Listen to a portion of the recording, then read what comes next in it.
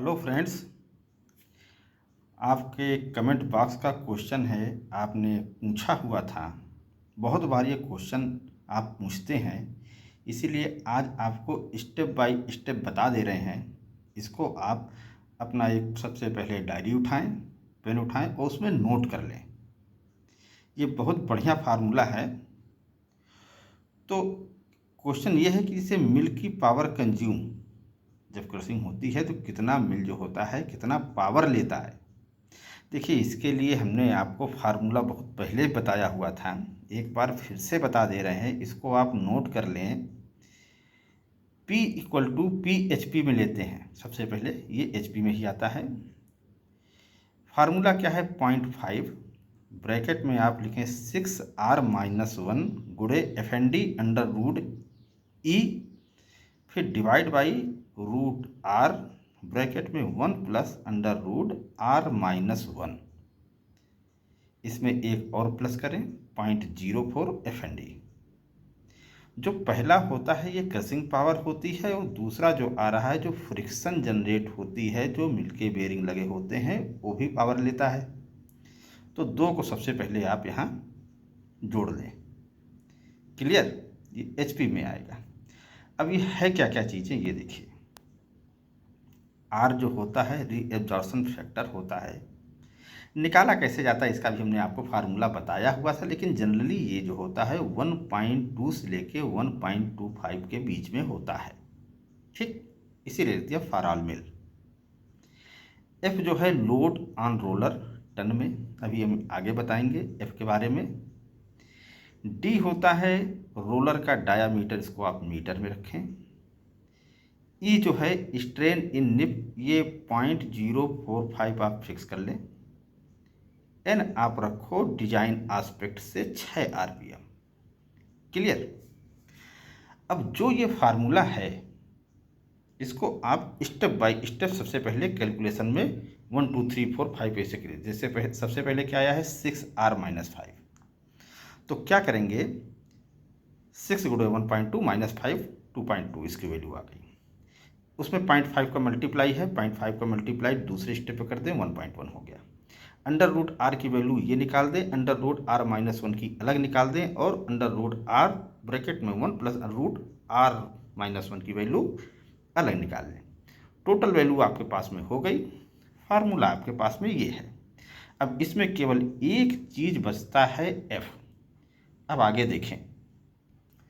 F के लिए हमने आपको बताया था लोड ऑन रोलर जो होता है, जो बैगास का लोड आता है, तो हमने आपको थंब रूल भी बताया था। 62 टन पर फिट लेंथ ऑफ रोलर। मान लिया आपका 3672 का मिल है, 975 1830 लंबा है, तो इसको फिट में आप लेंथ को चेंज कर ले, 304.8 से डिवाइड कर देंगे लेंथ को, तो फिट में आ जाएगा।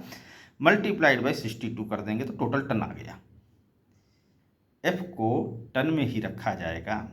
अब आपके पास में टोटल सब वैल्यू हो गई। यदि आपको ये थंब रूल नहीं याद आ रहा है तो इसका निकालने का तरीका आपको हम बहुत पहले भी बता चुके हैं। P equal to F by A, मतलब F equal to P into A. P क्या है? प्रेशर, जो हाइड्रोलिक प्रेशर देते हैं 180 kg या 185 kg। ए जो होता है वो डाया होता है, मतलब एरिया। एरिया के लिए क्या करेंगे, π/4d²। डी क्या होगा? रैम का डाया इसमें लेना पड़ेगा। जो आपके यहाँ रैम लगी होगी उसका डाया 360 या 380, जैसे मान लीजिए 3672 का है तो 360 होता है, और 4080 वाले का 380 आ जाता है। ठीक है, वहाँ से आप कैलकुलेट करेंगे तो वो एक साइड का निकलता है, गियर साइड का, मल्टीप्लाइड बाई 2 कर देंगे तो पिंटल साइड का भी आ जाता है। उससे आप कैलकुलेट करेंगे, सेम ही आएगा 62 टन पर feet length of roller. Clear? F निकल गया। अब टोटल वैल्यू आ गई आपके पास में। अब आप फार्मूले में सब पुट करके आप कमेंट बॉक्स में लिखिएगा कितना आया। ठीक, अब आगे की कहानी देखिए। इतना तो आ जाएगा। अब एक चीज़ ये भी देख लें, क्या है? Power absorb by friction between Baigas and truss plate. दिमाग में क्वेश्चन आया होगा फिर कि जो ट्रस प्लेट लगा हुआ है वो भी तो पावर कंज्यूम कर रहा है। उसका फार्मूला ये हो गया। और कहाँ पावर कंज्यूम होगा फ्रिक्शन से? स्क्रैपर और रोलर, स्क्रैपर भी लगे हैं ना, उसका फार्मूला ये है। और यही सेम फार्मूला आ जाता है इंटरलैक कैरियर को ड्राइव को चलाने के लिए। सबको जोड़ देंगे, टोटल पावर कंज्यूम आपकी निकल आएगी। अब पूरा आप कैलकुलेट करके अब आप कमेंट बॉक्स में लिखिएगा कि टोटल पावर कितनी आई। इसीलिए हमने कैलकुलेशन पार्ट छोड़ दिया, पूरा कैलकुलेट करके नहीं दिया कि आप भी कुछ काम करें, वैल्यू पुटअप करें। वैल्यू पुट करने के बाद में कितना HP आता है उसको किलोवाट में चेंज कर लीजिएगा। फिर बताइए कि कमेंट बॉक्स में लिखिए कि हाँ इतना किलोवाट हमारे यहाँ कंज्यूम हुआ। ठीक, यही पावर निकल के आती है।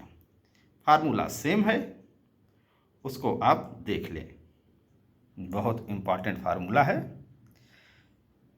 आसानी से ये याद भी हो जाता है। 0.5 ब्रैकेट में 6r-5 FND √E अपान √R ब्रैकेट में 1 + √R-1। जो FND आया हुआ 0.04 FND यहाँ कर देंगे, बेरिंग फ्रिक्शन। याद हो गया? इसके अलावा भी और कोई क्वेश्चन हो तो कमेंट बॉक्स में लिखिए, टाइम मिलते ही आप सॉल्व करने की कोशिश करेंगे। आपको हमारा वीडियो अच्छा लगा हो please like share and subscribe करें। Thank you.